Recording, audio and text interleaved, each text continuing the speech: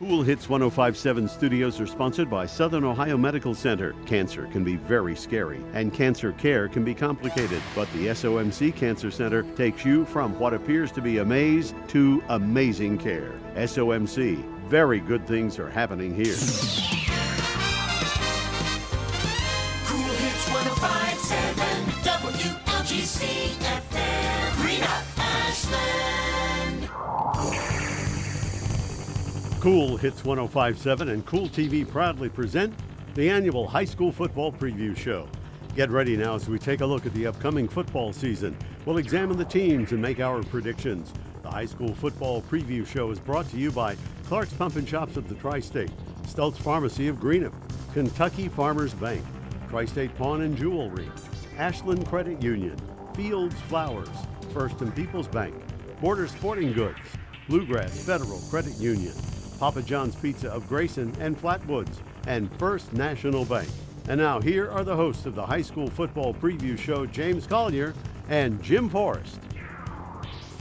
And welcome into the high school football preview show, James Collier, joined with Jim Forrest, Spencer Hutchison in studio. Guys, here we are. Week one of football season about ready to be amongst us. And it doesn't seem like it's possible, but Jim, it's that time of year. Things are ready to get going. Way too soon for me. Just saying, way too soon. Summer seems like it just flew by. And the only thing I've got to say is at least it's not week 0. Yeah, I hate week 0. That was the dumbest thing in the I've world. ever heard of in my life. I never understood week 0. Well, I mean, it just gave teams another week to think about football.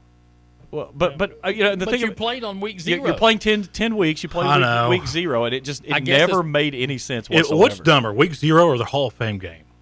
Yes.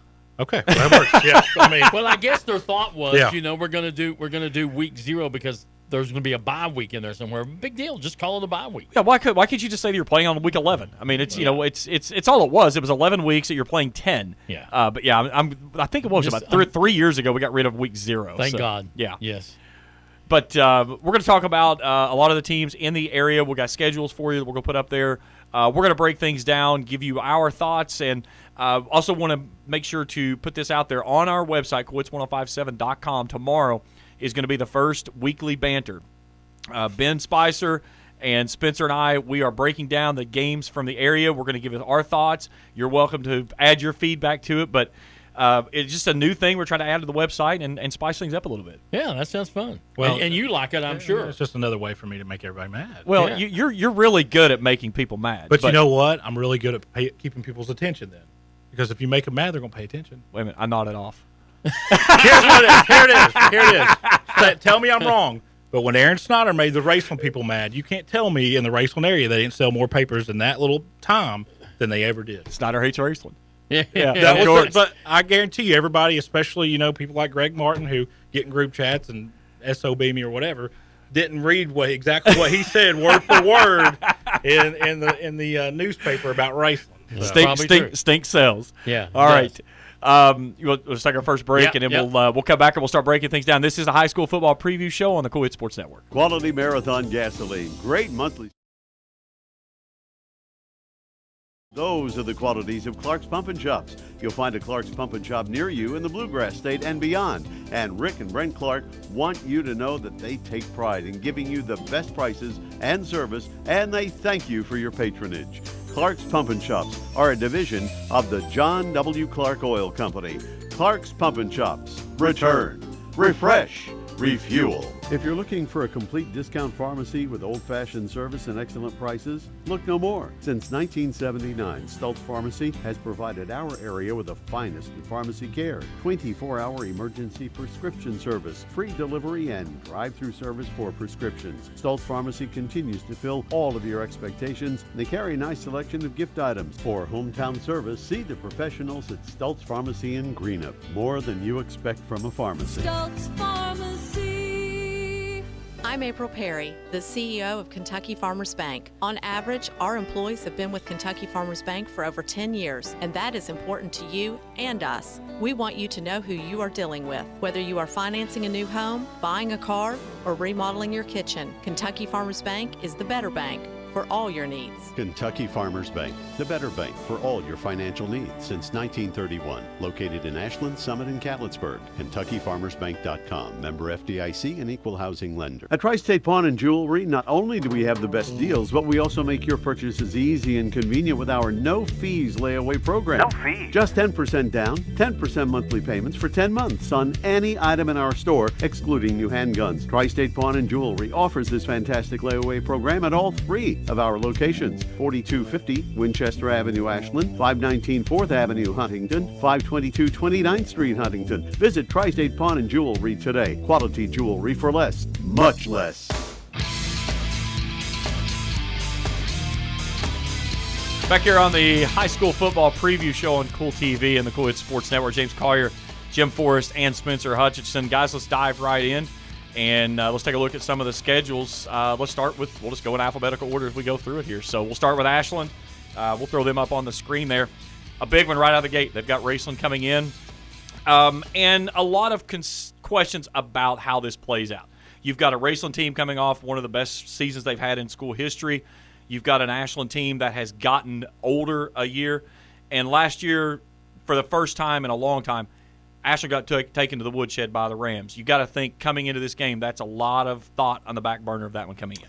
Yeah, I think you would have to think that. But you're also talking about an Ashland team that I think you hit it right. They're a year older, and they got better as the season went on last year. After that loss to Raceland, they kept getting better. Not that Raceland didn't, but Ashland did get better. And it's at Putnam Stadium this year, and that's always huge. Spencer, it was the E-Town game last year. That was kind of when they flipped the switch. They started off really slow. Mm-hmm. LeBron Strader was trying to learn the offense that was in Coach Dowdy's offense and stuff. Braxton Jennings was trying to get his feet underneath him and everything. But that E-Town game, I was at that game. It was a Saturday game. It was an ugly game. It was rainy. It was rainy, wet. They won that one 27-25, and then they go on to roll into the state Final Four from that contest. Well, they do, but, you still seen the little sputters in the motor down the stretch. They, went to Hazard and lost. So, I mean, it's about consistency. Going to Hazard losing was not a bad thing. It is if you're Ashland. Well, but Nah, Hazard was pretty good They last were year. pretty good. I'm not saying that, but pretty good, and it's at Hazard. But you just said it yourself, though, James. A Final Four team last year. They went to Hazard and they lost. But you looked at the end of the year last year and that momentum carrying over. Ashland didn't lose anything productivity wise as far as on their offense. But we've watched the scrimmages. Me and you both have. And first off, I want to go ahead and say this: you might as well throw that Huntington High tape out, okay? Because there ain't a team in this area that you'll play they're as good as Huntington High. Huntington High, they put a new word to the term fast. They're great. They're stellar. I mean, and they're dangerous. They're the best team in West Virginia for sure. Dickie Martin told me today, the voice of the Tomcats, who we might have on a little bit later on, but he told me today, he said, I thought we were quick, being Ashland. He said, we weren't quick enough. We needed to get in cars to catch them. That's what he's not kidding, though, man. No. They'll win 3A. They'll win whatever. Maybe they have think four they're classes. they're four classes now. in West Virginia. They'll win 4A again. I mean, Billy won't be close. Billy Seals has his team playing phenomenal up there. But and they're young. And they are. But what you said, though, you go back to look at this Raceland game, man, and I was at Wheelersburg and Raceland. I've watched both of Ashland's scrimmages. Ashland, they've got some problems defensively. Their linebackers don't read as well as they should. Their secondary is extremely young. It's not that they're not good, it's their inexperience. And high school football experience means everything. Well, and here's the other flip side of this. Raceland offensively is young because they graduated their offensive line. Especially at wide receiver. Wide receiver, you've got two big pieces that are back. You've got Parker Fannin and Braden Webb. Both of those can split out. They can both attach as tight ends. You've got one of the most prolific running backs in the area, Noah Wallace. Yep. He transferred over to his body. The big side of it, though, that's also your leading defender on the other side of the football. He is, and he comes down from the safety position. Yes, and he plays so big. He plays like a linebacker. He does. And you kind of wonder if Mike Sammons might throw a nickel front in there.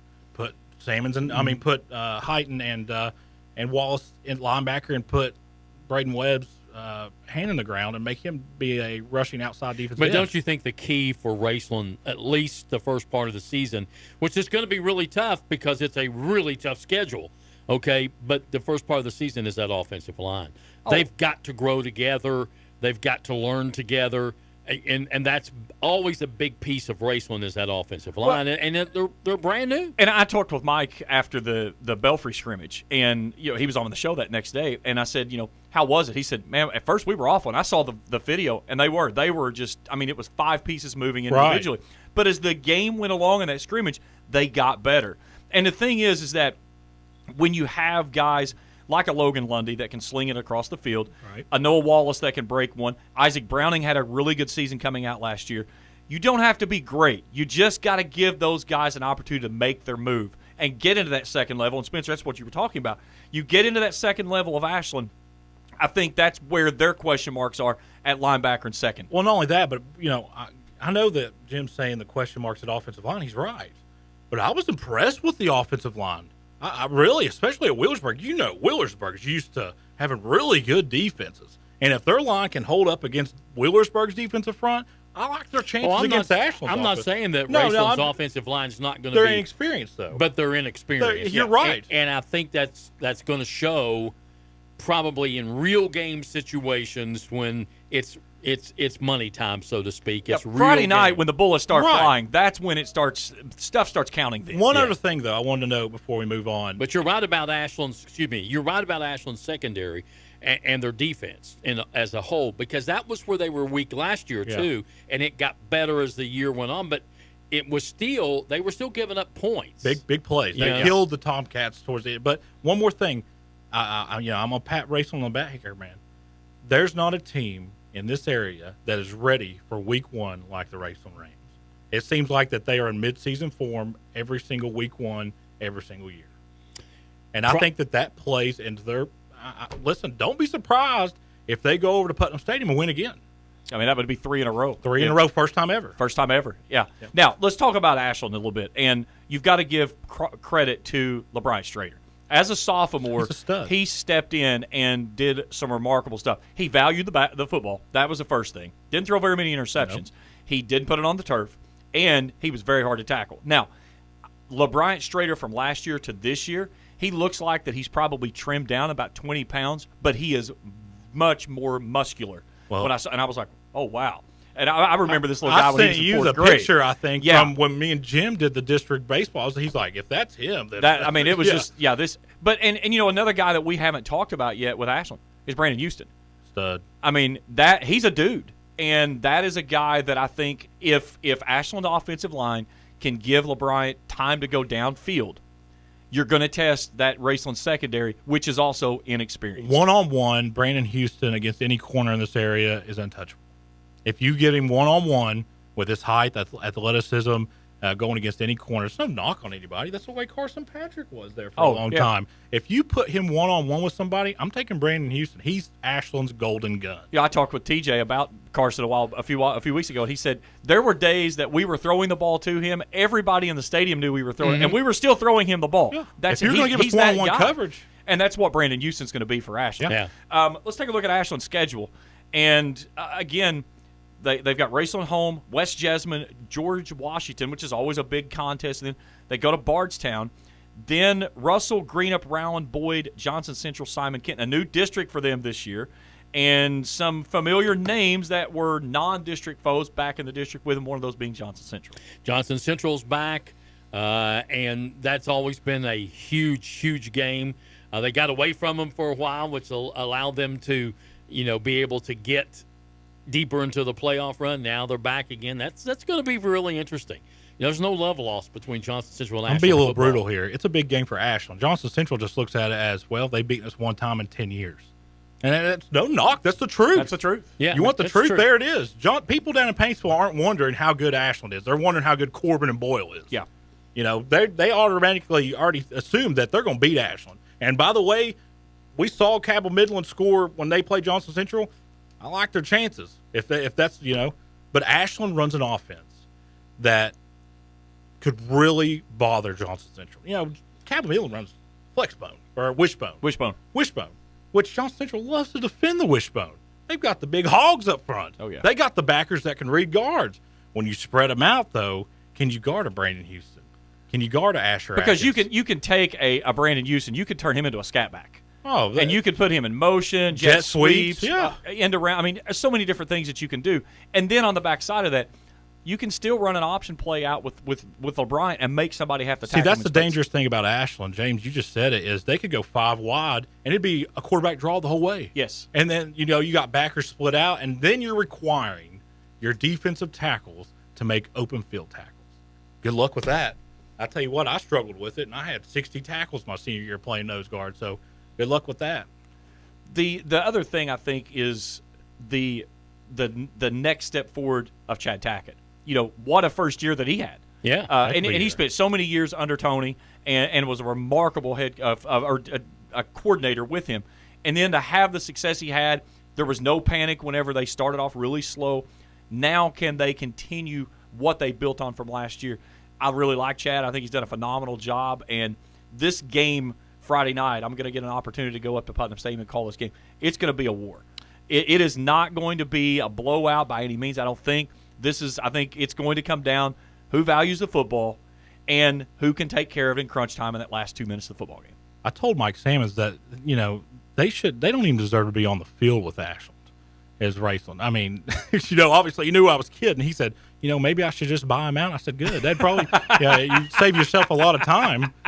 So I think it's going to be a great game. I think so one too. score game. And what a better game to kick off week one with is something like it's that. a one-score game. It's become that, and that's what everybody looks It's forward the to. Chick-fil-A kickoff game. It's the high school version of the Chick-fil-A kickoff game. It's what it is. I mean, and truthfully, you can go through all the schedules, and we will.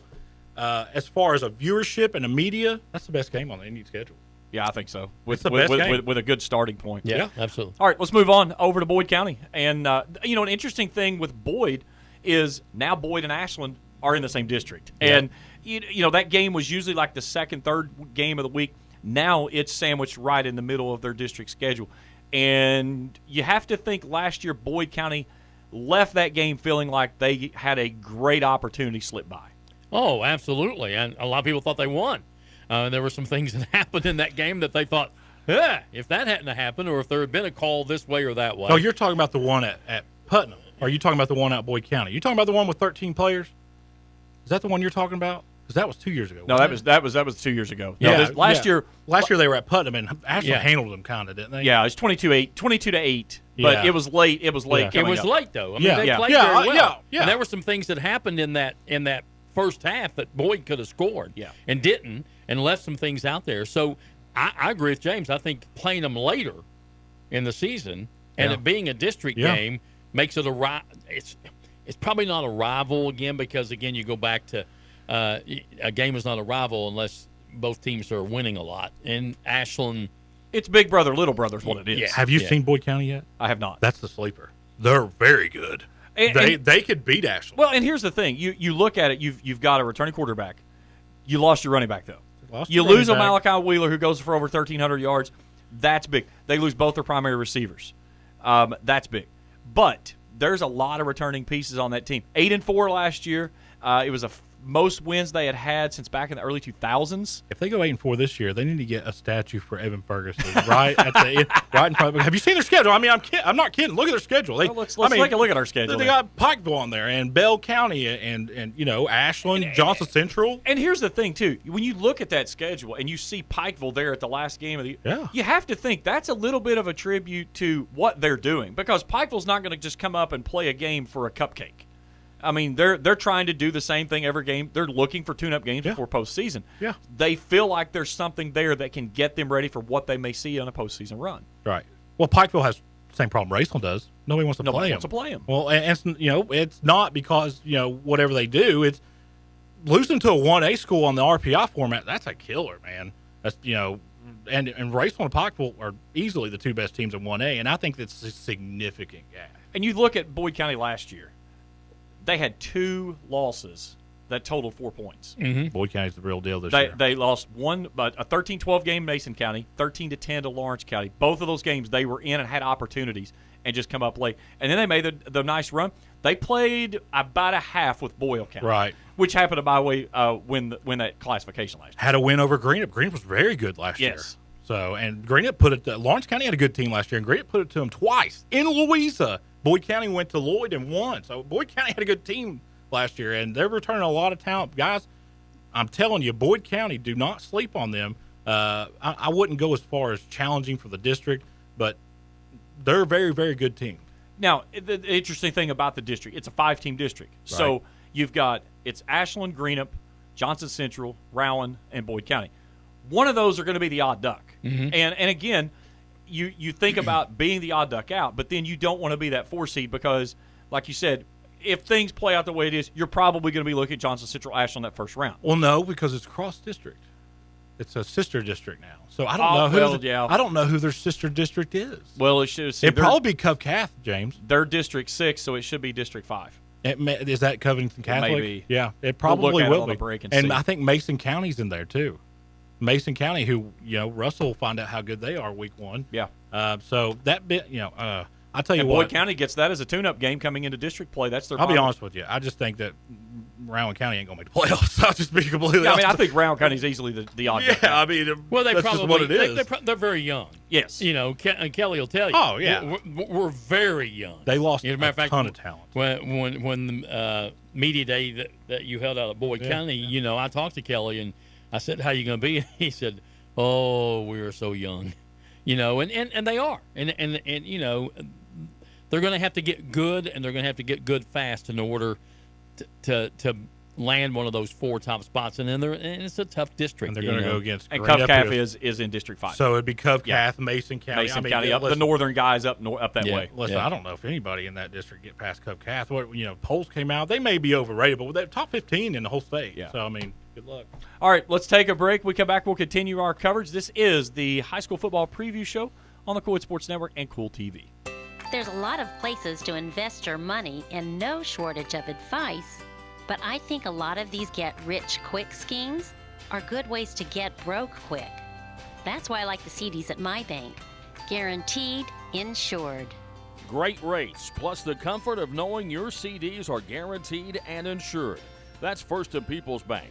For all your banking needs, see the good folks at First and People's Bank, the home office. Member Equal Housing Lender, FDIC. When you need to say happy birthday, get well, thinking of you, or any special occasion, say it with flowers from Fields Flower Shop in Ashland and Grayson. Fields Flower Shop can also take care of your sympathy needs, and they carry a beautiful selection of silk flowers, balloons, and fruit baskets. They've provided quality service since 1920. Call 606-324-2184. That's 606-324-2184. Fields Flower Shop, 221 15th Street, Ashland, and US 60 Grayson. Want to keep your firearms and valuables safe and out of harm's way? Border Sporting Goods has the area's greatest selection of Liberty safes with a wide range of sizes, styles, and colors. And Borders also has the Tri-State's best and most complete selection of firearms, hunting supplies, fishing supplies, archery supplies, knives, camo, and boots. From the smallest fishing hook to the largest Liberty safe, the best brands, best selection, and best prices in the Tri-State are at Border Sporting Goods, Route 60 West in Ashland, where your money will be well spent. Hey fans, would you do anything to support your team? What about switching your checking account? With Ashland Credit Union's debit card, you can support your favorite team without changing your spending habits. Every time you make an eligible purchase with your debit card, Ashland Credit Union donates 10 cents on your behalf to the Senior Assistance Program. So come on in and sign up for your team debit card at Ashland Credit Union, 1300 Central Avenue in Ashland. Membership eligibility required, federally insured by NCUA.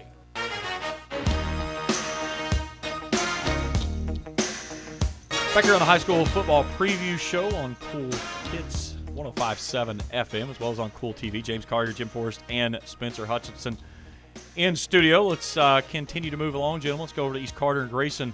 Tim Champlin and the Raiders, they have started making some strides. And Spencer, you covered East Carter all last year. They had a really good start, kind of run into some injury bugs that got them late. This year, there's some question marks of East Carter, because for the first time in the last few years, there's not that dude running back like a Charlie Terry, like a Boggs, that is going to just grab, but they believe the pieces are there. That we know of yet. Yes. That because I've heard some mumbles that there might be a young man with the last name Yoke in Holbrook that might, kind of fill the shoes of Isaac Boggs or Terry. So We'll find out on Friday. I'll be traveling down to Irvine, Kentucky, Estill County with East Card. I'll be with them all year. Home of our Ben Spicer, by the way. Yeah, home of Ben Spicer. But here's the thing, though, guys. I think another thing that people don't mention ever is East Carter has lost the sneak up on you feel. They're an established team now. Everybody knows they're going to be good every single year, and it's not like what it used to be. You look at East Carter's schedule, oh, we're going to win that game. You can't do that anymore. Yeah. Because they're a program now. When you play East Carter, you're going to be in a dogfight. Well, you notice real quick that East Carter's schedule this year, they were not invited back to Montgomery County. Yeah. There's a reason they're not playing the Recreation Bowl this year, because the last 2 years they've gone down there, taken a check and a win back to the house with them. I don't think they gave up any points last year. I believe that last year, I think our crew stayed so long in Montgomery County that they ended up staying the night because of a lightning delay.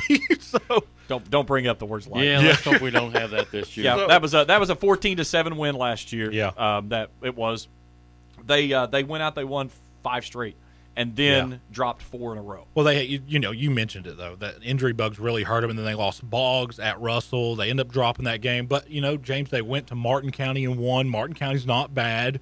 And then they played Lawrence County in the playoffs, a game that you could say, hey, they could have won that game. Lawrence County was pretty good last year. Yeah, and doing that with a quarterback who had made one start. And that quarterback was on the last game against Martin County. Right. And he played well against Lawrence County. Threw for just under 200 yards. Yeah. I mean, and that's their guy this year. Yeah, and Tim told me, he said, I told him on the sideline where he was so young and inexperienced, hit so-and-so. And a couple of times, Lawrence County just made really good plays, and that's on me. He goes, it's not on the kid. That's just on me. But I'll be honest with you. I've been out there a couple times here in the preseason, and there's a buzz out there, James. They think that they have a team who not only can win the district, but make a serious playoff run. Jim, when I talked with Coach Champlin in the preseason, and one of the things I mentioned, I said, you've got an Isaac Boggs. You don't replace that guy with one guy. And he said, no, you don't. You've got multiple guys. But they've got 4 guys that he named off, and a couple, Spencer, that you mentioned there. Landon Yoke's one of them. Dustin Hall was one of them. Briar Holbrook's in there. Gabe Bernardo. They believe they've got pieces that they can roll in there. And you may not get everything with one guy, but you may be able to pull 2 or 3 guys to bring up what they've got. And sometimes that doesn't play bad as well because they all offer different things. Yeah, absolutely. Sometimes that's refreshing, not only for fans watching, but it is for the team because each one of those guys come in and do something different. And it makes the defense have to really be on their toes, so to speak, because it's not the same guy that they can try to, key on, and they know exactly what he's going to do, even though he might have a lot of talent and be able to maybe stop him sometimes. Now they got 2 or 3 different people coming in. I think if they can figure out what everybody's strength is and those pieces come together, it'll work pretty good for them. And the quarterback getting those last couple of starts last year is going to be huge starting off the year this year. And one thing that we haven't mentioned here, we talk about the guys that names they're going to break out. What about a name that's already broke out that's probably the best defensive player in the area right now? Isaac Messer. I mean, when you have to go against Isaac Messer in your offensive line, good luck. You ain't blocking him. You better double him. I did a feature for him for the Independence tab coming up. And when I talked with Coach Champ, I said, tell me something that you would say about Isaac Messer if you were the opposing coach for him. He said, you better identify him and you better know where he is and you better get 2 people to him. He's a guy that you have to scheme around if you're an offensive coordinator. He said he jumps off of film. That's the words that he used. He jumps off film at you. And now the good thing of it is, and this is when I talk with Isaac about this, he plays both sides. He's offense, defense. He said he's learned so much about the game from knowing what one side of the ball does to the other that it has allowed his technique to where he said the game is moving in slow motion. And I think I read your article that you put in the Daily. You said that even today, Isaac's a leader. He's not a kid that you'll ever have to tell, hey, be quiet, because he's very humble. He's a kid that doesn't really say a lot. But you said it. His teammates still hold him accountable when he's slacking or he's not doing what he's supposed to. And that tells you, guys, that's a pretty good team right there. And that's something I talked with Coach Champlin about. I said, how do you push a guy like that? And Champ said, oh, believe me, said, there's 3 guys that look at him every day at practice, said, we're coming for your spot. And said that, you've got a guy who's your captain. Yeah. And like you said, one of the best defensive players in the entire region. And you've got people on your – and he said, that's what we do every day at practice.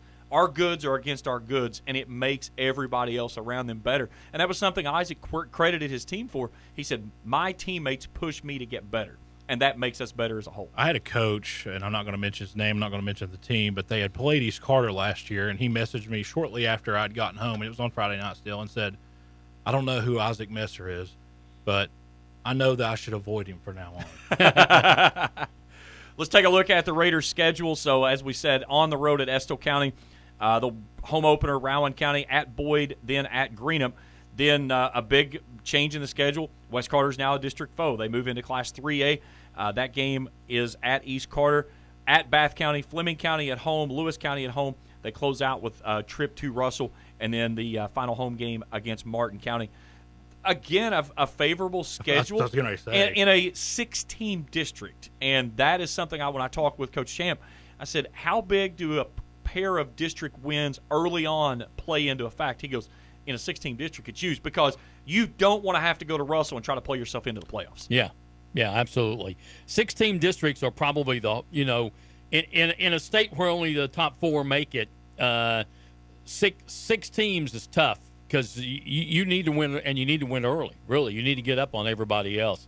A lot of people like it when there's 5 or 6 because it takes you almost back to the way it used to be when there was no such thing as automatic 4 guys. When there wasn't any participation prizes. It was 1 and 2, and that was it. But at the same time, 6 makes it tough. You better win early. And, a lot of the coaches that I've talked to, whenever I've asked about the realignment, the first words is it's like it used to be.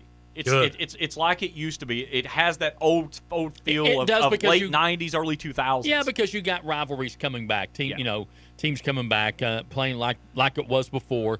It's still not like it used to be, though, and like I think it should be. Well, where the top 2 teams make it, and that's it. That's it. Well, it won't be because there's 6 classes. No, and I agree with it's never going to be right, that way and that's watered down, by the way. That's just my opinion, either way. But I agree with what Jim says. Listen, the playoffs should be earned. You should not just start the season, I guess we're playing so-and-so. That's not healthy for the kids. Look, it does, and this is no offense, and I'm not that guy, and I don't care. Listen, this is the truth. It does Fairview no good to go on the road and play Raceland in week 1 of the playoffs. No good. It does neither of those teams any good. We've looked at this the last couple of seasons. That first week of the playoffs, that's just silly. Around 70% of the games are running clocks. And it's like dangerous. What is that accomplishing for anything? It's again you're putting really good teams against really bad teams, and you're taking a team that has a great opportunity of making a deep run and putting them in a situation to where a godforsaken injury happened that takes out one of your better players. For what? Well, and you're not making money. No. I mean, you're not making money. No. Everybody says, well, it's because they want – but you're not making money because if it's going to be a 1 versus 4 and the 1 is really good and the 4 is not very good, nobody's coming out to watch that game for either side. No. The home team's not even bringing people out. And God if you end up with a bad weather event, forget it. Nobody's coming. No. And it's because you're going to have a clock running by halftime. You're going to have a few people in the stands. It's going to be crickets by the third quarter, and everybody's done and ready to go home by the fourth. But we say all this, and it's not going to change. No, it's not. It's just never going to change. That is where we live. Well, right you guys seem to forget this, and I'll say it. It's the truth. The state makes money off of it because they got people like us paying them to broadcast. I can't. Am I not right? Yeah. That's true. That is true. All right, let's move along here. Let's head over to Fairview, and Brent Wilcoxon only got 1 victory last year. A young team. They lost some key pieces of the puzzle. Now they've got to start over. I talked with Coach Wilcoxon last week, and he said, we've got a lot of youth. We feel like we've got a lot of talent. Now can those two run into each other and make something big happen? And that's kind of where Fairview has been. They've tried to find that footing. It's just never been able to stick when they get in those opportunities for games. Yeah, no, with all the stuff that happened to Fairview several years ago that really decimated the program, it's really, really been tough to get back. I mean, every year it's been tough with different coaches, with keeping enough players out that's interested in. It's a small school in the first place, and then you try to get enough players to come out and play. It's really sad when you go back and look at what happened. And I can say this because I'm a Fairview grad. I'm a Fairview alum, okay? What happened was really sad because it just didn't hurt the program right then. It's hurt the program for years. And they're still there. I mean, it's still not there, and they're still struggling to get enough players to come out, enough players to stay with it. And what happens is if you don't get enough players to come out in the first place, and you're playing thin against other teams that have, all kinds of players, then those players get tired of getting beat, and some of those leave before the season's over, and then you're down to hardly anybody. And that's 29 that's on the roster this year. But you've eight freshmen. But you've seen Fairview get better, guys. Well, Fairview has gotten better every single game. They had Bath County beat last year. And 29 is better than what they've had a few years ago. Yes. And I got to see Fairview in person against Fairland in a scrimmage, and I can tell you guys, they've got a couple guys that can make some plays. They got a really young quarterback who's a stud. He's going to be really, really good for them. They've got a couple transfers in. They're going to be okay. Listen, but their district, the teams they have to play. Well, listen, Raceland and Pikeville are not typical 1A schools. Those are powerhouses, and if you're, Paintsville, right? And they're not. Paintsville's not in that district anymore. They're not in that Nicholas district. County and Paris is with them now. So. Yeah. But still, I mean, I'll tell you this: you got to crawl before you can walk. And guess what? Fairview's about to start walking, and then they're going to run. Well, I hope so. I do. I mean, I'm for them all the way. You look at their schedule, Bath County out of the gate, and that's like you said, that was a game they competed in last year. They added a game to Caverna, Betsy Lane, Morgan County, Greene, Powell, Nicholas County, Raceland, Phelps, Paris. They've only got 3 home games. Of the 10 games, 7 of those are on the road. And when you've got a youthful team, that is not beneficial to being successful because you've got to learn to play in adverse conditions. Yeah, that or the opposite. If you win a couple of those early, then that could build on a lot of confidence, and you think you can win anywhere. And then when you do come home, it's easier to win at home. I think the schedule is advantageous for them. I think it's a really good schedule, and I think whoever put it together did a very smart thing. They absolutely did. Because there's some winnable games there, okay? But when it gets to district time, it's going to be it's a better district than it was because when Fairview looked at it before, they had to look, okay, Paintsville, Raceland. Now that Raceland, it used to be LCA also. Yeah. But now, you're looking at Nicholas County year in year out, pretty good little ball club, but beatable at times. Paris, same way. Maybe you can win those games. Paris has a history that's fantastic, but not necessarily recent. Yes. So, yeah, possibly. You gotta look at the bright side, James. They get 7 home games next year. That's crazy thing about some of the 7 schedules home games next year. Because of all the district realignments, it forced teams into doing it.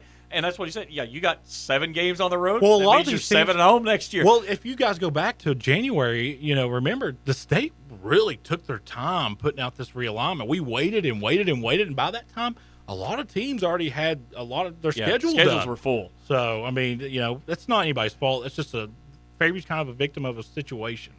So, and they are in the same seat that everybody else was. It's just kind of I think the very first game of the season for Fairview will be very absolutely very telling. A winnable very game. Telling. Yeah, because it's a winnable game, and we'll see how they do. And the thing of it is if they could pull a win off there, that's going to be used going to Caverna. Yeah. And if they could, you think about they could be 2-0. 2-0 starting the season. Now, I'm not saying that they're going to go out and win 5 games, but 2-0 on a team that's won a couple of games in 2 seasons. That's huge. Yeah, they need absolutely. That. They need that. The first game is going to be really important. Without a doubt. All right, halftime here in the preview show, so we're going to take a break. We come back, we'll head over to Greenup County and Lewis County. That's as we continue our coverage here on the High School Football Preview Show on the Kool Sports Network and Kool TV. At First National Bank, we strive to make every person that walks through our doors feel like family, because to us, you are. For over 120 years, we have lived in and served the families of Kentucky with genuine care through the good times and the bad.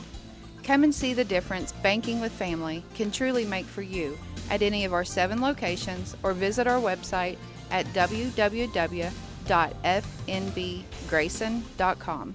First National Bank, member FDIC. Now, better ingredients, better pizza means that each bite of every Papa John's slice just keeps getting better. From that first bite you have to blow on, to that second bite of crispy, crunchy toppings, to that string of gooey, melty cheese. And just when you're thinking this cannot get any better, you get to the crust and you realize it's not just any crust. Oh no, it's epic stuffed crust that's hand-stuffed with cheese. Better ingredients, better pizza, even better when it's stuffed. Success comes with teamwork. At Bluegrass Community Federal Credit Union, we have one goal, one team, with people helping people. Bluegrass Community Federal Credit Union salutes all the athletes who strive to be their best, as do all your friends at Bluegrass Community Federal Credit Union. 2321 Carter Avenue, Ashland. Bluegrass Community Federal Credit Union. Member NCUA and an equal housing lender. Quality Marathon gasoline, great monthly specials on snacks and beverages, and fantastic service. Those are the qualities of Clark's Pump and Shops. You'll find a Clark's Pump and Shop near you in the Bluegrass State and beyond. And Rick and Brent Clark want you to know that they take pride in giving you the best prices and service, and they thank you for your patronage. Clark's Pump and Shops are a division of the John W. Clark Oil Company. Clark's Pump and Shops. Return, refresh, refuel. Back here on the high school football preview show, second half of the show. James Collier, Jim Forrest, Spencer Hutchison, happy to have everyone along with us here on Comets 105.7 FM as well as on Kool TV. Hey, don't forget, visit Comets1057.com tomorrow. Go over to that sports blog and find the weekly banter. Yes, just ignore my section. No, so Ben, Spicer, Spencer, myself, we're going to put together the teams. The game for that week, we're going to break them down, give our projections and through it, and of course that and a couple of dimes might get you a half a gallon of milk somewhere. But let's talk Greenup County. What a season last year Zach Moore put together with that team, and it was one of those seasons that I think that a lot of people would say there were opportunities for that team to go to the next level. That Mason County game in the playoffs it could have flipped the other direction. Yeah, and you got to remember, in that game, Tyson Sammons was not fully healthy. Yeah, he kind of limped around the whole time, and he's just a really tough kid. They get him back. They lost a ton of starters, especially in the offensive line. They have no experience at wide receiver.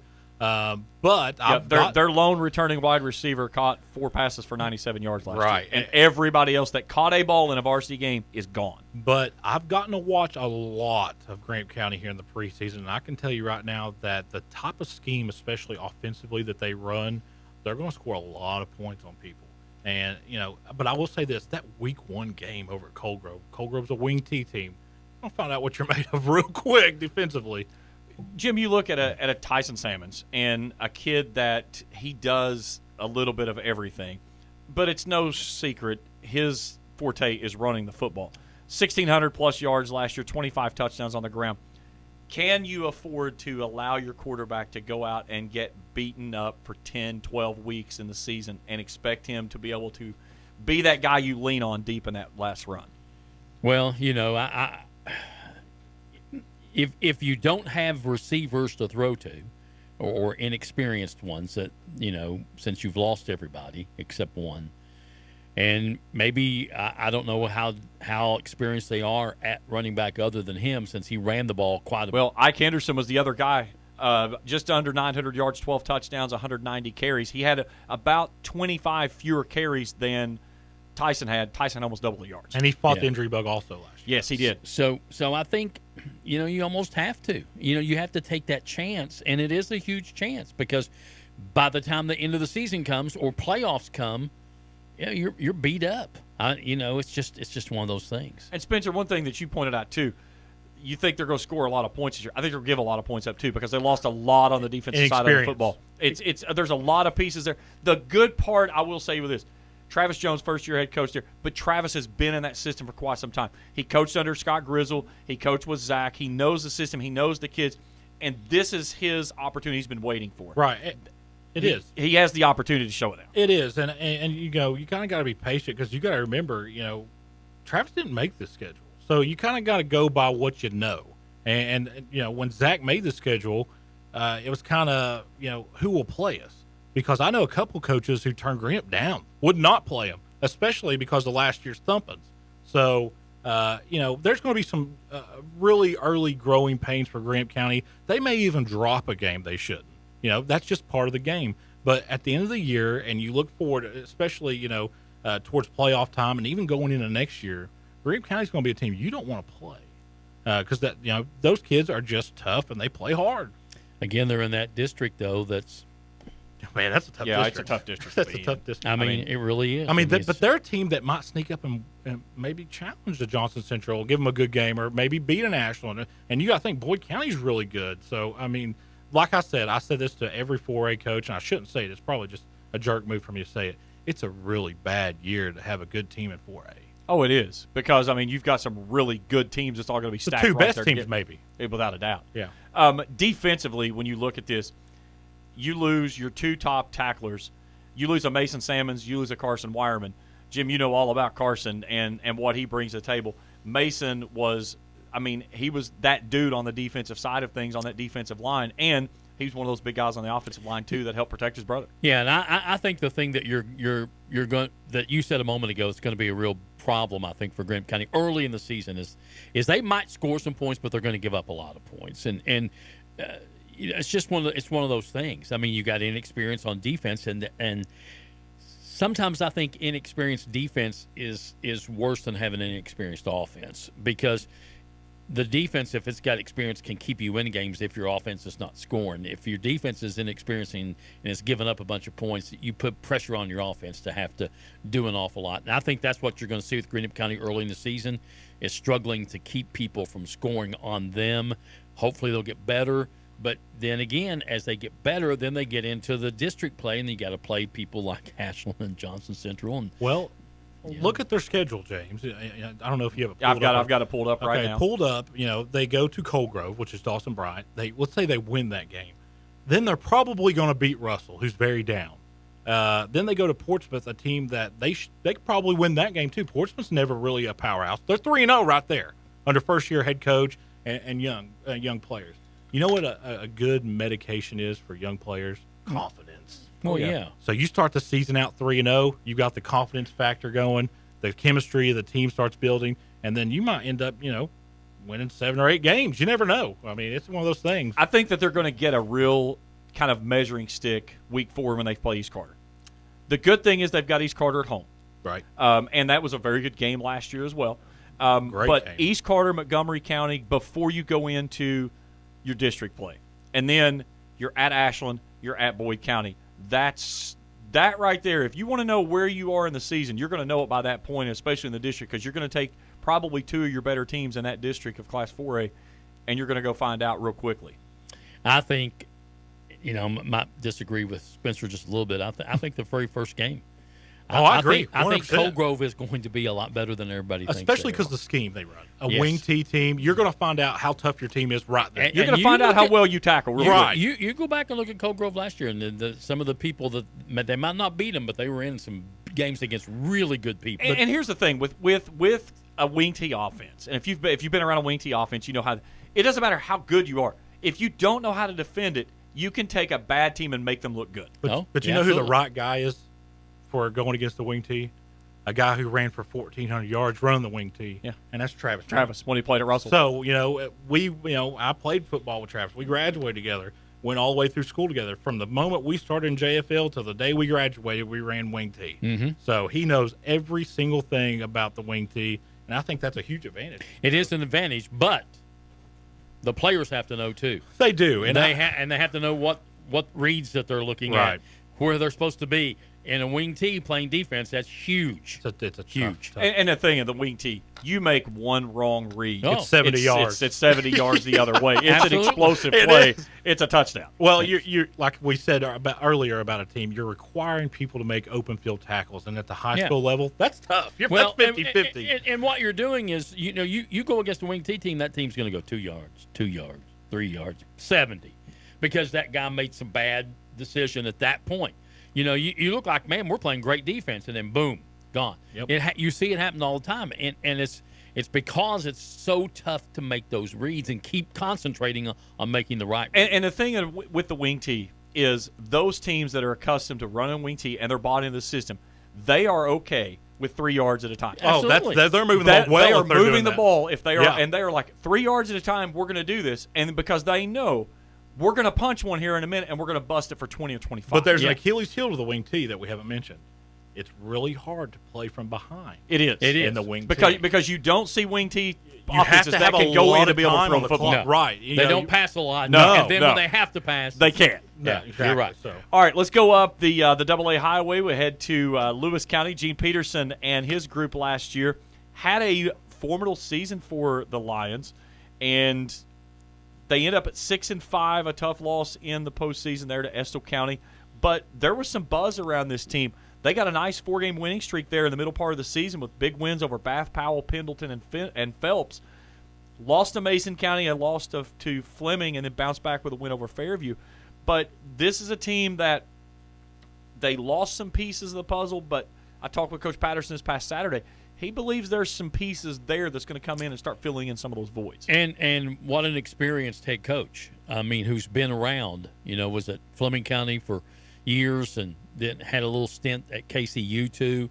So he knows the game and can get the kids, I'm sure, to buy in to what he wants them to do. And if he can put the pieces together, and it just depends, and we'll look at their schedule here in a minute. It depends on what their schedule looks like early going. I think Lewis County is a team that probably needs to get a few wins early to build the momentum and maybe have a really good season, but they can't get down, I think. Something that they have coming back is their quarterback. They bring back Aiden Cooper. He threw for 20 touchdowns, 9 interceptions last year, almost 1,400 yards. The downside of that, they lost their premier running back, and that was Austin Howard, almost 1,400 yards. They're looking at Braden McGlone, and we know a lot about Braden McGlone from basketball and from baseball, a very tough-nosed kid. But is he ready to make that next step forward? On the other side of that, you lose your leading receiver in a Trey Jerky, and we've been around Trey for so long. Trey is that dude. Yeah. He was the dude for Lewis County football because when you needed a play, he was a guy that you could say, here comes the ball, go get it. Yeah. Or you need a stop on defense, he's the guy that's going to go get that for you. They don't have that this year. And you wonder how much inexperience is just taking those two names away from that team. How much does that level that playing? You look at Lewis County's schedule, James and Jim, and I tell you, there's only 3 games there that I think they can't win. They're not going to beat East Carter. They probably won't beat Fleming, and they definitely will not beat Breathitt County. All the other games are winnable. You can talk about Nicholas County. They open up with Magoffin County. They could be 2-0 right there.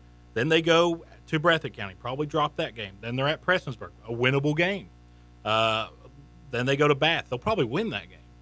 And then they go Fleming, Russell, East, West, and Bracken.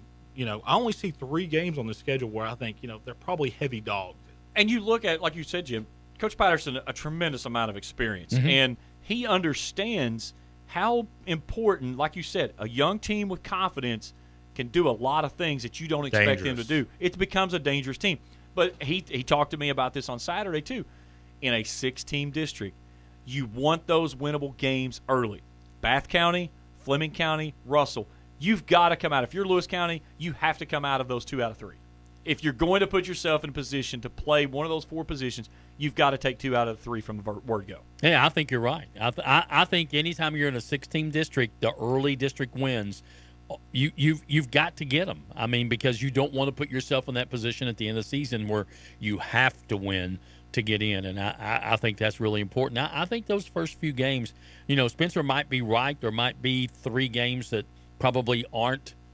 They're going to be heavy dogs in there. You can win any game depending on what happens in the circumstance. But I still think with the inexperience that they're going to have at certain key positions, even though they got their quarterback back, I still think early season, first 2 or 3 games, going to determine the whole season.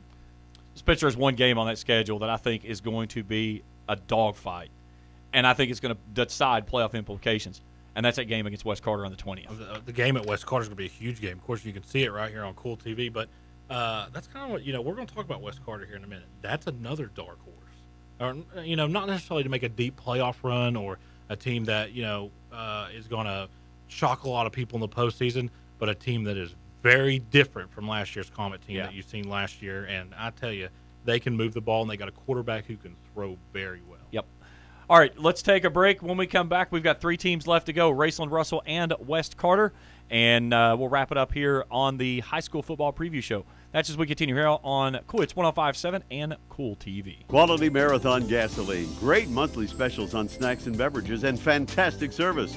Those are the qualities of Clark's Pump and Shops. You'll find a Clark's Pump and Shop near you in the Bluegrass State and beyond. And Rick and Brent Clark want you to know that they take pride in giving you the best prices and service, and they thank you for your patronage. Clark's Pump and Shops are a division of the John W. Clark Oil Company. Clark's Pump and Shops. Return, refresh, refuel. If you're looking for a complete discount pharmacy with old-fashioned service and excellent prices, look no more. Since 1979, Stultz Pharmacy has provided our area with the finest in pharmacy care, 24-hour emergency prescription service, free delivery, and drive-through service for prescriptions. Stultz Pharmacy continues to fill all of your expectations. They carry a nice selection of gift items. For hometown service, see the professionals at Stultz Pharmacy in Greenup. More than you expect from a pharmacy. Stultz Pharmacy.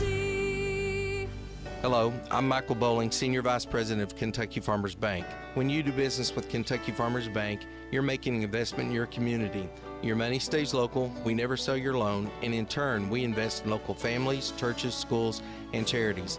We believe in our community, and that's why we are the better bank for loans. Kentucky Farmers Bank, the better bank for loans since 1931. Located in Ashland, Summit, and Catlettsburg. KentuckyFarmersBank.com, member FDIC, an equal housing lender. At Tri-State Pawn and Jewelry, not only do we have the best deals, but we also make your purchases easy and convenient with our no-fees layaway program. No fees. Just 10% down, 10% monthly payments for 10 months on any item in our store, excluding new handguns. Tri-State Pawn and Jewelry offers this fantastic layaway program at all 3 of our locations: 4250 Winchester Avenue, Ashland, 519 4th Avenue, Huntington, 522 29th Street, Huntington. Visit Tri-State Pawn and Jewelry today. Quality jewelry for less, much less.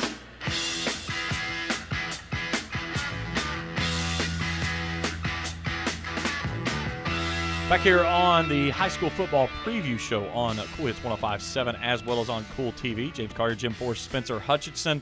Happy to have you along with us here tonight as we dig into the upcoming high school football season with Week 1 getting underway this Friday night. Let's hit straight back to the field and let's go to Class Single A, the Raceland Rams. And Spencer, this is a team that last season the expectations were Kroger Field or bust.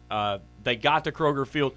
I don't think the score was a true reflection of what that game really was. There was a couple of plays that really changed the outcome of that game early on. But this year, you look at the Rams' schedule, and I've said this openly many times, I think going into postseason, the Rams could probably look at an easy 6-4, 7-3 being their ceiling. And they're still going to be set up to make another deep postseason run. Well, you look at game number 1, okay, and this is just what I tell the boys. Of course, a lot of those Raceland kids come over to my house and eat all my food. But they eat a lot of food. They eat a lot of food. Noah Wallace is the worst about that, man. I tell you, but I love them all. But you look at that game number 1. That's and I hate to say it like this, it's not a game that if Raceland drops hurts them a whole lot because their ceiling's still out in front of them. If Ashland loses that game, they're in big trouble. And then you look at... I'm going to disagree with you on that. I think 5 years ago, that's maybe the case. I don't think that's the case anymore. Well, it is when you... I think the respect, though, is right there with Raceland right now to where when you look at Ashland, it's kind of the same thing of saying 5 years ago, yeah, that right there may have taken your season, but not anymore because Raceland is one of the... Well, it's not a knock on Raceland. But I see what you're saying. Yeah. But at the same time, I think Ashland doesn't look at it the same way as they would have 5 years ago. Well, they should, considering that they're in a class with Corbin and Boyle. So, and I hate to say this is just the truth. It is what it is. They're starting a season knowing they can't win state. So if they drop a game to Raceland and they know they can't win state, it's murky water. I can tell you right now. Because now you're going to be, it's just what it is. I'm sorry, that's going to hurt people's feelings. It is what it is. Nobody in 5A would probably beat Boyle or Corbin. So, and like I said, it's a bad year to be in 4A. But you look at Raceland's schedule, and I agree, James. Let's say just hypothetically, and I don't think this will happen. Hypothetically, Raceland starts that season 0-3. They're still fine. They're still completely fine. Listen, they could start the season 0-4. Yeah. And they could easily start the season 4-0. Yeah. And anything in between that, and I've talked about this many times with several people. Mike Sammons, when we talked about the schedule, he said, we've got 6 Class A teams on our schedule and you want to know where you stand in Class Single A, you're going to find out real quick. Yep. And then you add in, you've got Highlands, which is coming to Raceland here. They went up there last year, played a good game in Fort Thomas did. Highlands. One of their 2 losses. They're going to make that trip to Hazard. That's going to be a tough game. Going to Letcher County Central early on in the season. They don't come home until September 15th. Yep. 3 games and a bye week in their first 4, and that last game before they get into their first home game, a rematch with the state champs. Well, see, that, one thing that might, and you said the ceiling might be 7-3, 6-4. The problem with that, though, is does it put you number 1 or 2 in the RPI? Because you don't want to play Pikeville. I'm not saying they can't win the game, but we all know there's people with ice cream that know that Raceland and Pikeville are the 2 best teams in 1A. You want to see that game at Kroger Field. 100%. So, if they're not 1 and 2 in the RPI, or maybe they're too close and they end up having to play each other early, I think that's a disaster. That's the one thing you want to avoid, because, the winner of Pikeville and Raceland is your state champ. That's your champ. Nobody else is even close. No offense to Hazard, but I don't think it's close. Yeah, I think this year is another one of those years. Yeah. And we when the realignment came out, Raceland had its new district, Paintsville, Pikeville, and Hazard in that district. And you kind of look at the schedules, and you're like, you see Raceland's schedule, they're beefed up for that RPI. You look at Pikeville's schedule, they're trying to find anybody that will play them to beef up that schedule. And it's all for that final 1 and 2, like what we had last year. Yeah. We had so many hypotheticals that we played out. The numbers actually ended up taking care of itself, and we got the correct number at state. Do we get that again? Do we see – is it too crazy to say that a team that goes through the regular season at 6-4 in Class Single A could be your second-best team in Class Single A and make a run at the state championship again? James, I'll give you an example. And I'm sorry, Jim. I'm talking No, it's too fine. much. But, Spencer talking now. I'll give you an example. Belfry, the year East Carter had their really good team, went to the playoffs 5-5. Yes. And went on a run and won every single game, won state championship. Now, they did have a super senior in Isaac Dixon. But, the regular season in high school football doesn't mean a lot when you only got 4 teams in your district. And especially if you're a team as talented as Raceland. The regular season is, it's fun for us. And it's almost like a big practice. Especially, not for some teams because they got 5 and 6 teams in their district. Yeah, you don't have a practice No, day. exactly. But for Raceland and Pikeville, it would be a shame not to see 1 and 2 in the RPI at the end of week 10. Jim, you've been around Mike as long as I have, and you always hear they are doing everything that they can in October or in August and September to get better for October and November. Oh, absolutely. And he really believes that. I mean, it's not just, we sit around as sportscasters and people who watch the game and eat the game and love the game, and we talk about how coaches always say the same thing and we're going to hear the same thing from them. But you can tell when some people really believe what they're saying, and Mike really believes that. He really believes that August and September, he doesn't care. I mean, he cares. I mean, he's competitive as anybody, wants to win every game. Don't get me wrong. But that's not the important thing. The important thing is October. And that push with the district and then moving on from there. And he gets his kids to buy into that. And they get better as the season goes on. They really do. Playing tough schedule, getting better and better. And yeah, I agree with you guys. I mean, it needs to come down to Pikeville and Raceland, however it is, 1-2, so we can. But we say all that as sportscasters and people who cover it. There's so many variables that we're not even talking about, though. Oh, you take one injury on either one of the players. Somebody gets hurt. Well, that could go for anybody. But anybody, any team. Raceland is a legitimate state championship favorite. Oh, there's 2 favorites. And we're in single A, no doubt. We're beating dead horses. But listen, I'll say this: if Pikeville and Raceland are not 1-2 in the RPI, then the system's broke. Oh well, the system's broke. The system's broke. We already know that. I know, but now you could take it to court. Well, there's one other thing that we haven't touched on real quick with Raceland. I want to talk about this, and on the defensive side of things, they got a new defensive coordinator. They do. Coach Lewis finally hanging up the clipboard. Seth Pack taking over the defense, but he inherits a lot of those guys that are back. Right. That linebacking core is back, led by Jackson Heighton, Braden Webb, Cam Bell, Ty Tyson's out there. You've got Noah Wallace in the back end of that. They've got some of those big bodies up front. I like the defense, and I think that's the biggest reason why that I was looking at. I think Raceland has a little bit of advantage against Ashland on that offense is because of that defense. Well, not only that, but here's something that most Raceland fans, we've seen, because Raceland has a good following. They go to all the practices and scrimmages. Jackson Heighton has run the ball very well. And Mike has talked about he's going to be one of their primary ball carriers. I'm telling you, he ran the ball very well against Wheelersburg, and you mentioned Noah Walsh, a guy who plays safety. He's almost like the Ed Reed of the area. You could put him at a sub linebacker position, and you wouldn't even know. But you said Webb and Heighton. That's probably the two best linebackers in this area. And that's what I meant when I said a little while ago, when you look at a team that might be a little bit inexperienced on offense versus a very experienced on defense, you like that sort of, because your defense is going to hold other people because they're experienced, and they'll let your offense Your catch defense up, will keep you in a game. and they're going to keep you in the game while your offense catches up as the season goes on. I would much rather, as a coach, have an inexperienced offense and a really experienced defense. But James, and one more Raceland's thing. got that. They really do. One more thing. They're going to have guys that you don't know the name of right now step up and make big catches. But how many times have you seen that in Raceland? I know the record's on repeat, but it has to happen because teams are going to focus in on Parker Fannin. They're going to look at Webb. So who is sitting over there that Mike's got that is going to make up, if they're doubling Parker Fannin with a high safety in a corner and they're taking a linebacker and a safety on Webb, who over there is going to make a big catch when it matters? You give me those opportunities, and I'll tell you who I give the ball to right now. I give it to Noah Wallace, and I give it to Logan Lundy. Well, we talked about Tyson Salmons, and LeBron Strader, how, these teams go 5 wide, and they have no intention of throwing the ball. It's a quarterback draw the whole way. Look for Logan Lundy to do that a lot this year. Yeah, that's something that he can do so well. And the thing you get with Logan being a senior, he's got 2 full seasons of experience. The game has really expanded for what he can do. Yeah. I look for another big season for and him this year. Raceland's center, Evan Burrows, he's legit. He is a very strong kid. Yes. And he's one of the guys that has experience from last year. But when he plays me in basketball, he's a total sissy, by the way. Yeah. He can't handle me in the paint. I do what I want, okay? And I know he's going to watch. But anyways, but just as a nose trying to go against somebody like that who has the experience, he's been with Logan for multiple years now, that's a huge advantage because I think the center is such an underrated position, especially in high school and football. all he had to move over was from a guard. Right. Moved over from a guard to a center position. Yeah. And slides right in that position. So I think that works out. All right, let's take a break. We come back, Russell and Wes Carter, as we continue here on the High School Football Preview Show on the Kool Sports Network and Kool TV.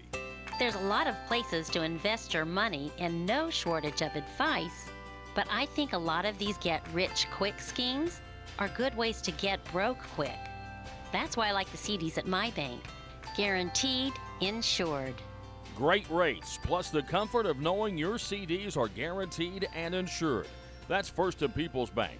For all your banking needs, see the good folks at First and People's Bank, the home office. Member Equal Housing Lender, FDIC. When you need to say happy birthday, get well, thinking of you, or any special occasion, say it with flowers from Fields Flower Shop in Ashland and Grayson. Fields Flower Shop can also take care of your sympathy needs, and they carry a beautiful selection of silk flowers, balloons, and fruit baskets. They've provided quality service since 1920. Call 606-324-2184. That's 606-324-2184. Fields Flower Shop, 221 15th Street, Ashland, and US 60 Grayson. Want to keep your firearms and valuables safe and out of harm's way? Border Sporting Goods has the area's greatest selection of Liberty safes with a wide range of sizes, styles, and colors. And Borders also has the Tri-State's best and most complete selection of firearms, hunting supplies, fishing supplies, archery supplies, knives, camo, and boots. From the smallest fishing hook to the largest Liberty safe, the best brands, best selection, and best prices in the Tri-State are at Border Sporting Goods, Route 60 West in Ashland, where your money will be well spent. Hey fans, would you do anything to support your team? What about switching your checking account? With Ashland Credit Union's debit card, you can support your favorite team without changing your spending habits. Every time you make an eligible purchase with your debit card, Ashland Credit Union donates 10 cents on your behalf to the Senior Assistance Program. So come on in and sign up for your team debit card at Ashland Credit Union, 1300 Central Avenue in Ashland. Membership eligibility required, federally insured by NCUA. Final quarter here on the High School Football Preview Show on the Kool Sports Network and Kool TV. James Collier, Jim Forrest, and Spencer Hutchison. Let's head over to Flatwoods and Russell. A tough season last year for the Russell Red Devils, Spencer. The question was beginning to become, were they going to win a football game after such a long stretch there that they ran into? They picked up a couple of wins over East and West Carter. The East Carter game, you have to wonder, Isaac Boggs doesn't get hurt in that game. Does that game change the complexity of how it plays out and stuff? But the lure of Russell being a dominant football team has certainly kind of lost its luster over the last couple of seasons. It's definitely lost its luster, but you go back a year ago, Russell had a chance to win a bunch of those games. They had Wheelersburg beat. They had Paul Lawrence Dunbar beat. They had Ashland. They almost beat Ashland at Putnam. They had Raceland down 14-0 out of the gate. Yeah, they did. And this was not a bad team. When you talk about, don't judge a book by the cover, I think that's last year's Russell team because they were actually pretty, not great, but they were good, man. They had some decent guys. But a lot of those guys are gone, and they're going to have a lot of guys that don't have any experience at all step in and make big plays. And I think that's going to be the story for Russell throughout the year is growing pains.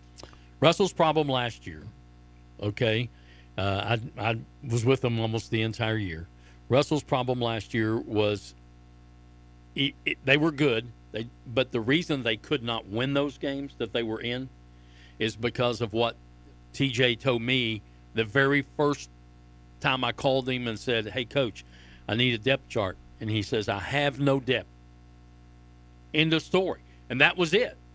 As the game wore on, they didn't have enough in the fourth quarter. They didn't have enough. And that's why they could not hang on and win those games. Now, the guys that they had were tough and hung in there as hard as they could and played as hard as they could, and a lot of those guys aren't there. And now you might have depth this year, I don't know, but they're all going to be inexperienced, and it's going to be really tough. You look at losses like Auburn and Hill and Haggard on the offensive line. I mean, those are guys that would start anywhere, James. I mean, they were tough. They were good, kids. and they just didn't have anybody to relieve them at any time during the game. And by the fourth quarter, they just couldn't hang on. And one of the things that a lot of people from Russell have been telling me is they don't have anybody who can catch the ball. They don't have a receiver, a dude is what I call him. They don't have a dude. Now, put that in perspective, though. If you're trying to compare, no, I'm not comparing to Carson Patrick. But you may have people that on the outside are compared to a Carson Patrick, and that is that is a flaw then because listen, Carson Patrick was a special talent. That kid was a D1 talent. That kid was a special talent, and you can't. That's not really what I mean. How about this? They need a guy on the skill level as Carson Wireman. They need just a guy who's not going to kill you with speed, but has great hands that'll secure the ball. You don't have to Mr. Reliable. Who's going to be that guy on the Russell bench that's going to be Mr. Reliable? But I'll tell you where Russell will struggle mightily this year. It's defensively. Yeah. When I talked with TJ, that was one of the things he said, that he feels like they're better than they were up front on the line. He said, but the linebacking core, they're gutted. The secondary level, no experience. He said that they, in their scrimmages against Marquette, they gave up some big runs because the corners got down too far. They took bad angles. And then they're chasing. And it's a 60, 70-yard run down the sideline. You were talking about where is that receiver going to come off the bench? Yeah. That receiver may already be on the field. It may be. Because the receiver that TJ said is their best receiver on the field right now is their quarterback, is Ethan Pack. The other side of that is Elijah Hankins, who transferred in, is also pushing Pack for a QB spot. Well, and I think you need to throw a name in there, Jaden Frazier, another very good young talent at Russell who can, he came in last year, joined midseason, played some JV ball. His body really wasn't ready to play and got hurt at Fleming County and broken collarbone. But, man, the time he did play, he looked great. I mean, really, really throws a pretty ball. And I agree with what you're saying. Listen, Pack needs to be at the running back or wide receiver. And it's not because he's not a great quarterback. It's because he's one of their athletes. Who else are you going to put back there? And that's what TJ said. He said no matter which way they go with the quarterback, whether it's Pack or Hankins, and both of those are going to see snaps this year, by the way. But you can't put Hankins at running back. No, but you're going to have both of those guys on the field at the same time because they're athletes. Right. You've got to replace a Colby Rock. And when I asked TJ about that, he's like, man, he said, I wish I had 11 of those guys because you knew what you were going to get out of that guy. He was durable. He was sturdy on defense. He was very hard to tackle. An energizer buddy. Yeah. You've got Andre Richardson-Cruz that brings a lot of experience, but he's really struggled with the injuries. He has, but Andre's going to get his yards. You don't have to worry about Andre getting yards offensively. Andre will help this Russell team more defensively. And I think for Russell to really come out of this year and have a great season, you would have to look at Andre Richardson Cruz as maybe an argument for Player of the Year. I think that's what kind of year he'll have to have for Russell to have a successful season. Another piece that Russell loses this year, and we haven't talked about this because you've not had this type of caliber of player on any other team in the area, but you lose a Nathan Totten, a special teams specialist that he puts it in the back of the end zone every single kickoff, so you don't have to worry about giving up kickoffs. He was their punter. He was good for your extra points, had plenty of leg for field goals. He was a scorer.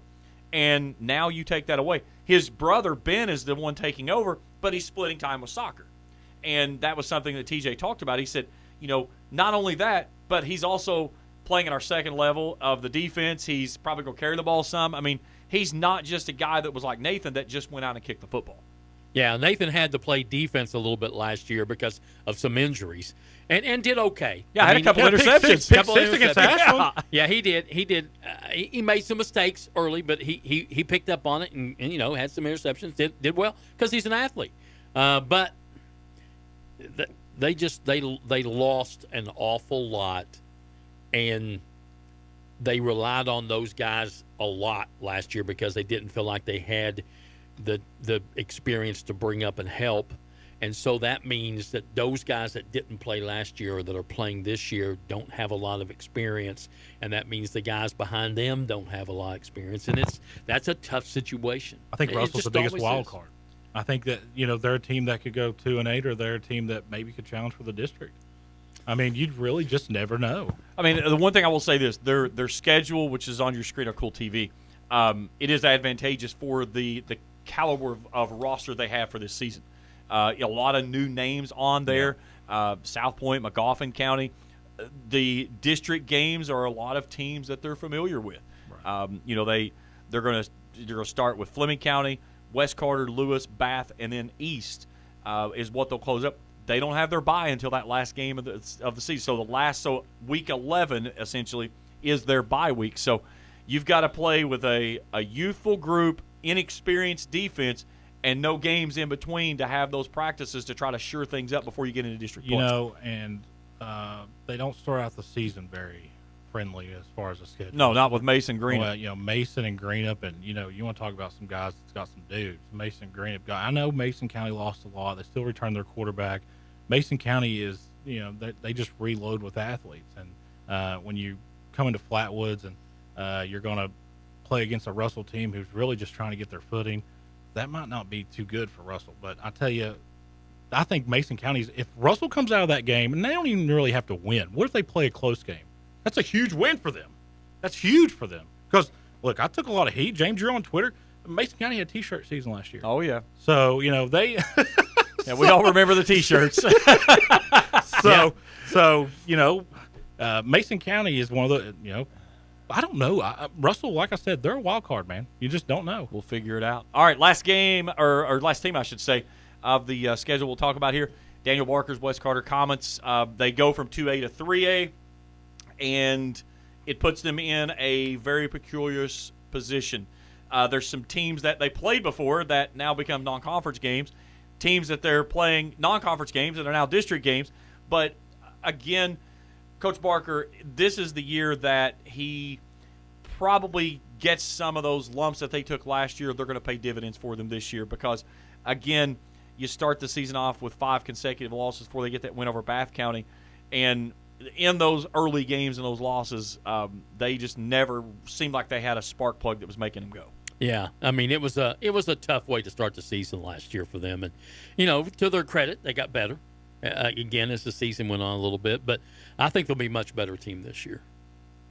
Well, I mean, guys, I've seen West Carter's film. I got to watch them play Greenup a little bit. I got to watch them play. I can't remember who else I watched them play, but they've got a quarterback who can throw the ball extremely well. They've got running backs. They've got guys who can make plays in the open field. The biggest issue that I saw, and Daniel Barker, me and him talked about it, is open field tackling. If West Carter can get a couple of stops, they could sneak up and beat a couple of these teams that, kind of put lumps on them last year. West Carter is a team you really won't want to play at the end of this year. I'm telling you, this will be the most improved team in this area by a ton. Well, and something you're going to see different this year. Kelback is not going to be the quarterback. They're moving him over to running back position. Hayden Hall is going to be the quarterback. He had some snaps last year late, threw a lot of interceptions, but he was in some game situation. Maybe the game was a little bit later, just trying to get him some experience. But you lose a Cole Crampton. And you knew what you got from Cole Crampton. It was a guy that was downhill between the tackles. He was going to hit you as hard as he possibly could. He was going to bounce up, and he was going to go do it again. Dwaylon Dean's that guy now. And you have a guy like Dwaylon Dean that was able to run behind a Cole Crampton and learn what he did so well. I think that's going to be really, really big for his maturation in the side.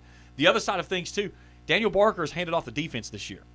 Braden Brown is the new defensive coordinator, and he said it's the first time that he's given up the defense. So he's going to be focused on the offense. You're going to see Braden Brown and that philosophy that they've always had there in Olive Hill that's going to be running that defense. And I know Braden well. He's really ramped up to get those guys out and go back to that season. Was it 21 when Wes Carter made that run? They were pretty solid defensively, and that's what got them in those runs that they were able to do. Absolutely. And if they go back to that type of defense, and if they can get the guys to buy into it again, yeah. I mean, again, to me, early in the season for high school football, if your defense is playing well, you got a shot at every game that you're in, and that's so important to get those early wins and build confidence. And so you got to hope that defense is where it's supposed to be. Hey, James, if you look at their schedule, of course they open up at Pike County Central, a game they should win. I got them picked to win that game. And then they have Estill County at home, a game they could probably win. Then they got to go to Floyd Central, a game that they could probably win. And then they play Powell County at home. It's possible. I mean, really, it is possible. A good chance that East Carter and West Carter could meet, and West Carter could come down 64 undefeated for the Battle of the Barrel. We've seen that happen before. Yeah. And when you want to talk about a crowd, when they roll in there. Steve Walnut Field will be crowded without a doubt. I mean, you don't have to do that. Interesting thing to start off with the Comets. Pike County Central, they've never beat them. This will be the fourth meeting between the two.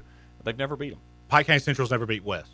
No, West has never beat Pike Central. Well, that changes this year. So, and that's that. And now I will say this: that's going back off the games that are listed on the KHSA. Right. I haven't gone back and like the relics of the books. Well, see, Pike County Central is actually, I think, a new. Yeah, they're a newer school. They're so not real old. But the last time they played was in the playoffs back in 2016.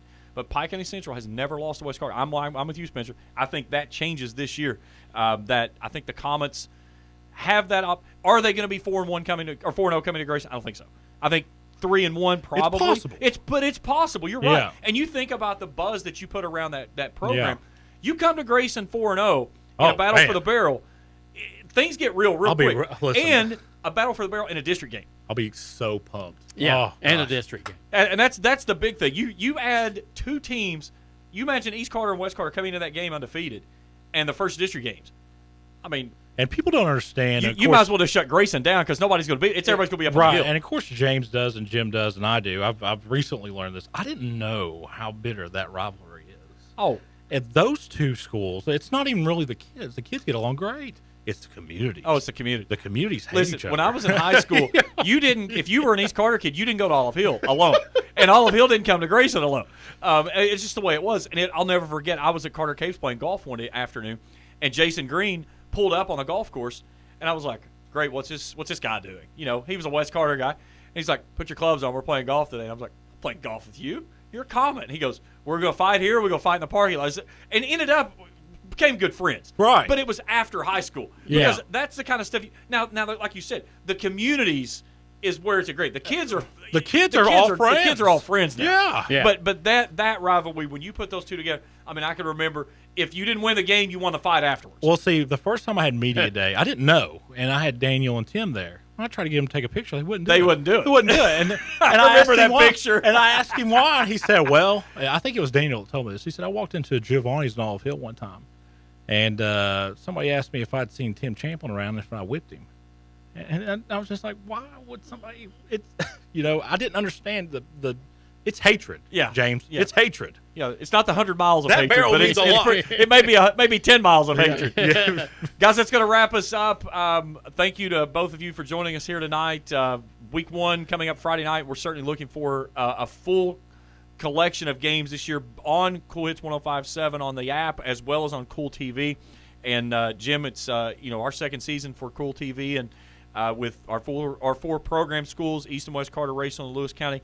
We're looking to bring some really top-notch production and quality product out to our we've got some really good people. We've been really fortunate to be able to land some really good people on the TV side that'll be behind the scenes that the people don't get to actually see, but they do such tremendous work.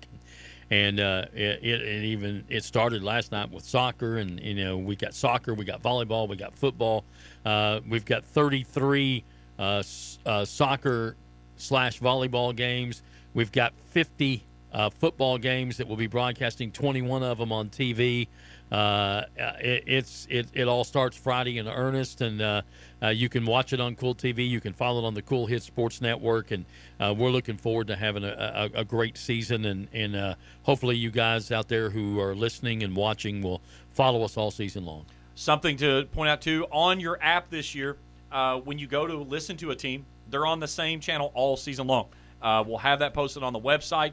Also, something we've added in this year again, we're bringing back the tailgate show. Yes. So the pregame show before kickoff, that'll start at 6:30. Right here on FM. On 105.7 FM. Dickie Taylor will have that, powered by Papa John's of Grayson and Flatwoods. And then the scoreboard show right around 10:15, depending on how the games play out and everything. That'll be from there. And that will also be on 105.7 FM. And then, of course, you can catch us on Kool TV with all those games. It's going to be televised with Raceland, East Carter, West Carter, and Lewis County. Yep, it's going to be fun. We're glad we're bringing back the tailgate to start it out and the scoreboard at the end to sort of bookend everything that's going to be on the Kool Hits Sports Network and Kool TV, promo all that. And let me say something about the tailgate party very quickly. We're not just going to promo on the tailgate party just the games that we're going to be having on Kool TV and the Kool Sports Network, but other games in the area too. We'll have reports from various places talking about other games that we might not even be covering because we want to be able to give everybody some exposure. The way I understood it is Dickie said he's going to give scores throughout the state. This is going to be like old-fashioned. On the scoreboard show, yes. On the scoreboard show, he will be. Do you remember the old scoreboard show? Oh, yeah. And now we're kind of bringing that back. Yep. But, if you're an East Carter fan, you can't make it to Estill County. I know it's a long drive. I'm going to make the drive. You can catch me on the Kool Hit Sports Network. I will be there calling every play. Yep, we're going to have it. We're looking forward to it. Also, don't forget, over on the website tomorrow morning, we'll have the first weekly banter as we'll preview all of our games. Spencer Hutchison, Ben Spicer, myself, will be doing that each and every week, and we look for your comments as well. That's going to do it for us. Another great show for Jim Forrest and Spencer Hutchison, everyone here at the Kool Hits Sports Network. I'm James Collier. We'll catch you on the field. Thanks for tuning in here on Kool Hits 105.7 and Kool TV. At First National Bank, we strive to make every person that walks through our doors feel like family. Because to us, you are. For over 120 years, we have lived in and served the family.